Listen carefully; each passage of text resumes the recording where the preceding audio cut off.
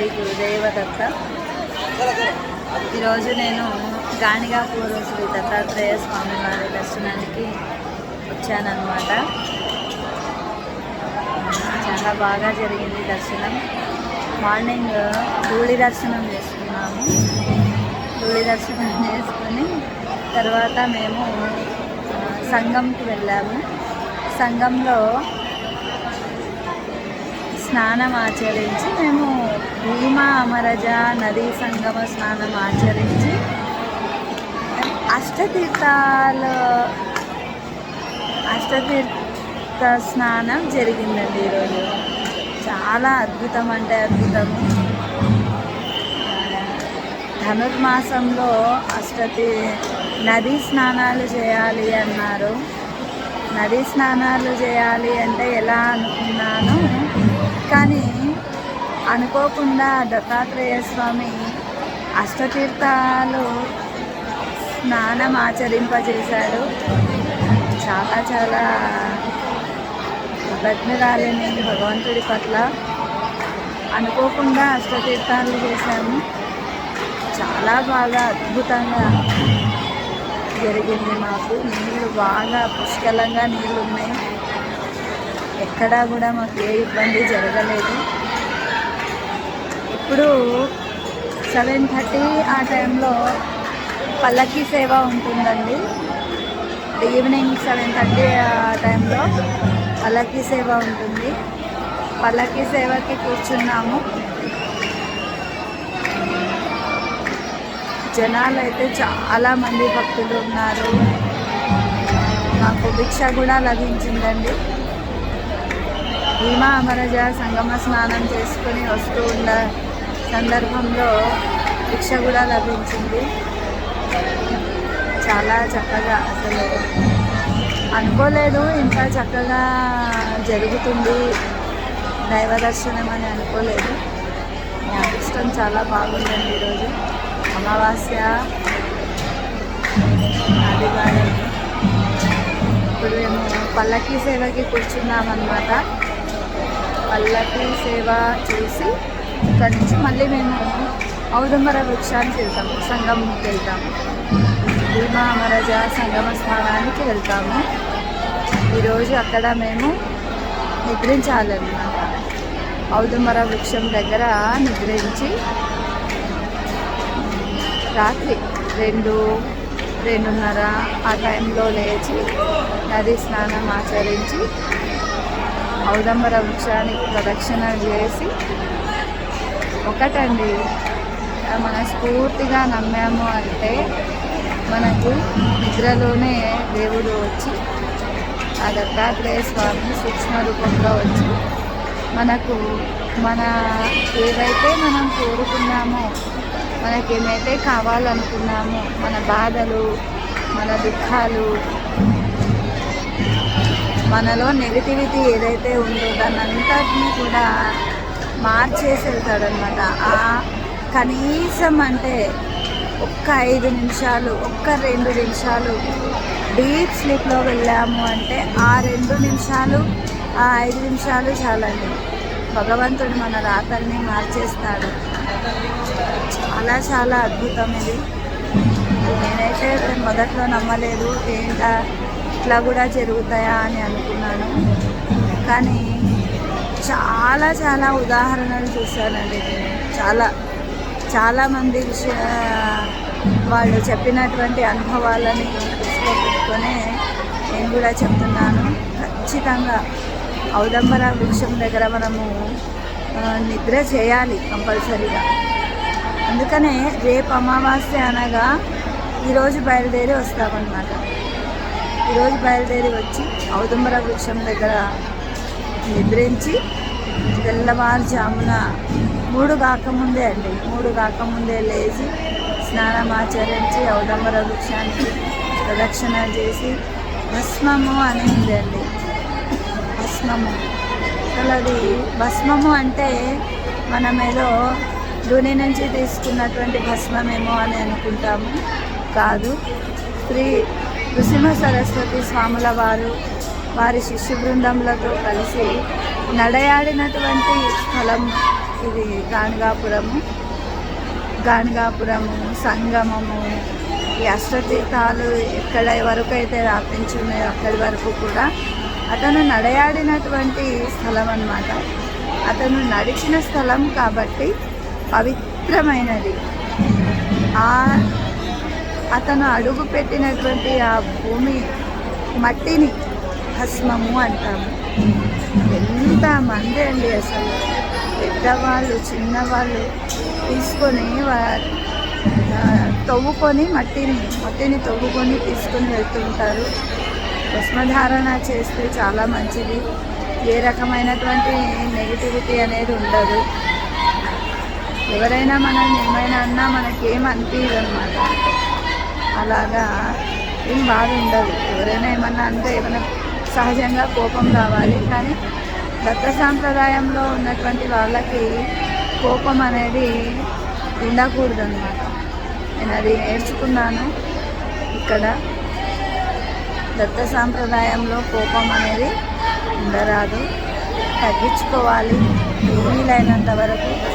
గురువుగారు ఆజ్ఞాపిస్తూ ఉంటారు మనం ఎక్కడికి వెళ్ళాలా, ఏం చేయాలా, ఏం చేయకూడదు. ఇవన్నీ కూడా ఆత్మవిశ్వాసంతో భగవంతుడిపై నమ్మకం ఉంచి నువ్వే అంత అని అన్నాము అంటే కనుక భగవంతుడు మనం ఏం చేస్తే మంచిది, ఏం చేయకుంటే మంచిది, మనకి రాబోయే ముప్పేంటి, ఇవన్నీ కూడా మనకు హెచ్చరిస్తూ ఉంటాడు మన వెనకే ఉండి. ఒక కొడుకులాగా ముందుకు నడిపిస్తూ, వెనకుండి ముందుకు నడిపిస్తూ అనుకున్నవి సాధించే వరకు మనల్ని వదిలిపెట్టడన్నమాట. మన ఆరోగ్య విషయం కావచ్చు, మన సమస్యలు కావచ్చు, ఏదైనా కానీ మన కోరికలు కావచ్చు. కోరికలు అయితే అండి చెప్పలేను, కానీ అనుకున్నామా ఒక 2-3 సార్లు గట్టిగా అనుకున్నామా చాలు, అది టైం వచ్చిన వెంటనే అది కంపల్సరిగా జరిగిపోతుంది. చాలా చాలా అద్భుతం.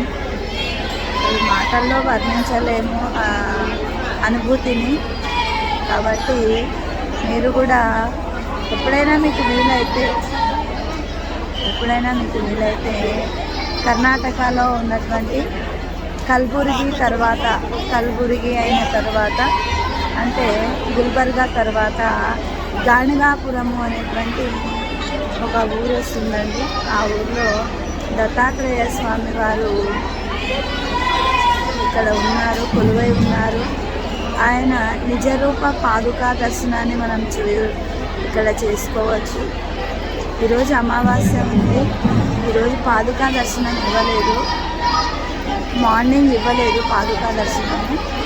మరి ఇప్పుడేమైనా ఇస్తారేమో సాయంత్రము పాదుకా దర్శనము. మనకు డిస్ప్లే ఉంటుందండి ఇక్కడ, టీవీలో పెద్ద స్క్రీన్లో చూపిస్తూ ఉంటారు ఏ దర్శనాలు జరుగుతున్నాయనేసి. పాదుకా దర్శనం ఇస్తాడు, త్రిమూర్తి దర్శనం ఇస్తాడు, ఇంకా నృసింహ సరస్వతిని మాత్రమే కూడా దర్శనాన్ని చూపిస్తూ ఉంటారు. చాలా చాలా మహిమాన్వితమైనటువంటి ఈ మందిరము.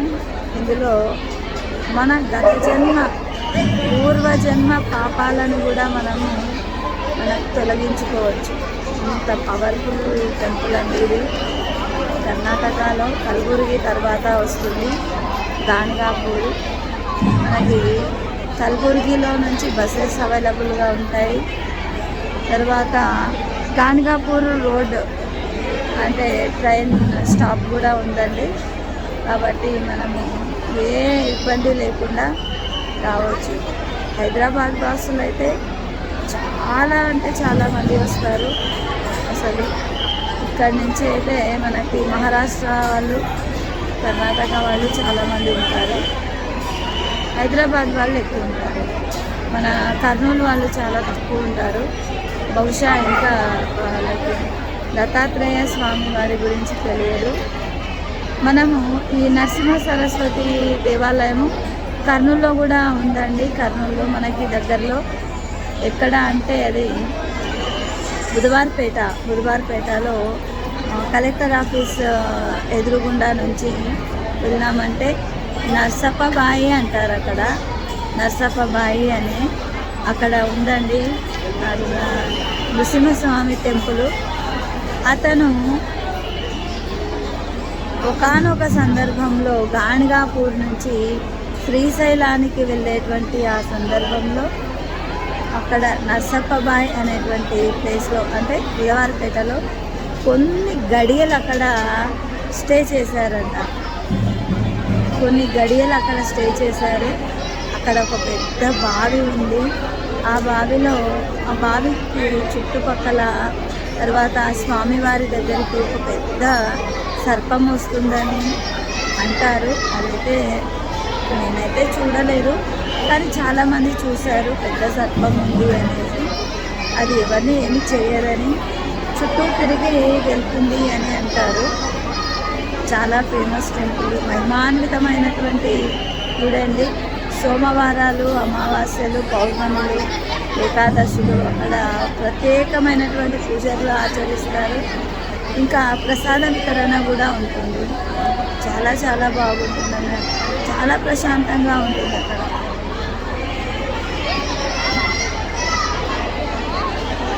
గాణగాపూర్ అంటే గాణగాపూర్లో ప్రతి చోటు అడుగడుగున కూడా ఎంతో మహిమాన్వితమైనటువంటి స్థానం ఇది. ప్రతి ప్లేస్కి ఒక విశిష్టమైనటువంటి కథ ఉంది. అది మనం గురుచరిత్రలో చూడవచ్చు. గురుచరిత్రలో జరిగిన సన్నివేశాలన్నీ కూడా మనకు ఇక్కడ కొన్ని కనిపిస్తాయి. అది ఇక్కడ కల్లేశ్వరం ఉందండి. కల్లేశ్వరము, శనేశ్వరము, కల్లేశ్వరము, పంచముఖి ఆంజనేయ స్వామి విన్నాము. పంచముఖి విఘ్నేశ్వరుడు ఉన్నాడండి ఇక్కడ. అయితే ఇక్కడ ఏమంటే కల్లేశ్వరాన్ని దర్శిస్తే గోకర్ణంలో ఉండే శివుడిని దర్శించినంతటి పుణ్యఫలం లభిస్తుంది. కల్లేశ్వరంలో శివునికి అభిషేకిస్తే శ్రీశైలంలో మల్లికార్జున స్వామికి అభిషేకించినంత ఫలితం లభిస్తుందంట. ఎంత చక్కటి విషయం అండి. చాలామందికి తెలియదు ఇవన్నీ కూడా. చాలా మహిమాన్వితమైనటువంటి స్థలాలు ఉన్నాయి ఇక్కడ. అడుగడుగున ఇక్కడ కనిపించే ప్రతి రాయి, ప్రతి చెట్టు, ప్రతి పుట్ట అన్నీ కూడా దిగంబరులట. ఋషులు, మునులు దిగంబరులట. మనకు గంగా నది పుష్కరాలు వస్తాయి కదా, గంగా నది పుష్కరాలు, త్రివేణి సంగమం. ఆ సందర్భంలో అక్కడికి తరలి వస్తారు దిగంబరులు. ఎక్కడుంటారో ఏమో తెలియదు, నాగసాధువులు అంటారు. అలాంటి వారంతా ఇక్కడ కొలువై ఉంటారంట. ఆ రాళ్ళల్లో, ఆ గుళ్ళల్లో, ఆ చెట్లలో ఉంటారంట.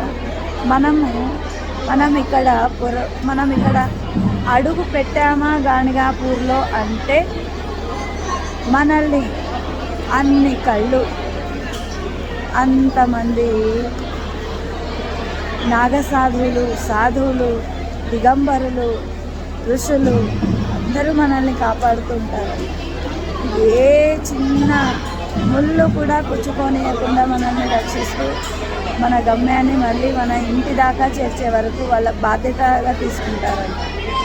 ఈ విషయము తెలుసుకున్న తర్వాత నాకైతే ఎంత అద్భుతం అనిపించిందంటే ప్రతి రాయిలోనూ భగవంతుణ్ణి చూడగలుగుతున్నాము. ప్రతి వ్యక్తి, ప్రతి సాధువు దత్తాత్రేయుడే, ప్రతి సాధువు దిగంబరుడే, ప్రతి సాధువు నృసింహ సరస్వతే అనేటువంటి భావన కలుగుతుంది. అక్కడ ఉండొచ్చు కొంతమంది, కానీ మన భావన మాత్రము అలా అనిపిస్తుంది మనకు. కాబట్టి మహిమాన్వితమైనటువంటి గాణగాపూర్ని మీరు ఒకసారి దర్శించి మీరు కూడా పునీతులు కావాలని కోరుకుంటున్నాను. చాలా చాలా చక్కటి ప్లేస్. ఇంకాసేపు ఉంటే హారతి టైము. ఈ హారతి టైంని మీరు కనుక తిలకిస్తే ఇక్కడ చాలామంది నెగిటివ్ ఎనర్జీతో ఉన్నటువంటి వాళ్ళు, అంటే దయ్యం పట్టిన వాళ్ళని అదని ఇదని అంటాం కదా, అలాంటి వాళ్ళుగా వాళ్ళు లేచి వాళ్ళు ఇనుప కమ్మీలు ఉన్నాయి కదండి, ఇనుప కమ్మీలు ఎక్కి ఈ ఇనుప కమ్మీలు ఎక్కి వాళ్ళు ఎగురుతూ ఉంటారు. అసలు మరి విచిత్రం ఏమిటంటే అసలు కింద పడరండి వాళ్ళు, అస్సలు కింద పడరు. డాన్స్ చేస్తారు, ఊగుతారు, వాళ్ళ మైకంలో ఉంటారు, కింద మాత్రం పడరు. అదింత హారతి అయిపోయిన తర్వాత వాళ్ళు నార్మల్ అయిపోతారు. ఒక మాత్ర లేదు, ఒక ఏమంటారు మాయ లేదు, మంత్రం లేదు, ఏమీ లేదు. కూర్చున్న వాళ్ళు ఎగురుతారు, ఎగిరి ఎగిరి ఎగిరి ఎగిరి అక్కడ హారతి ఇవ్వడం మొదలుపెట్టిన వెంటనే మెల్లగా మెల్లగా మెల్లగా కామ్ డౌన్ అయిపోతారు. నార్మల్ పీపుల్ అయిపోయి మళ్ళీ కిందికి దిగి వస్తారు. అంతవరకు వాళ్ళకి ఏం జరిగింది అనేది కూడా గుర్తుండదు బహుశా. అంతటి మహిమాన్వితమైనటువంటి స్థలంలో ఈరోజు నేను ఇక్కడ గడుపుతున్నాను. చాలా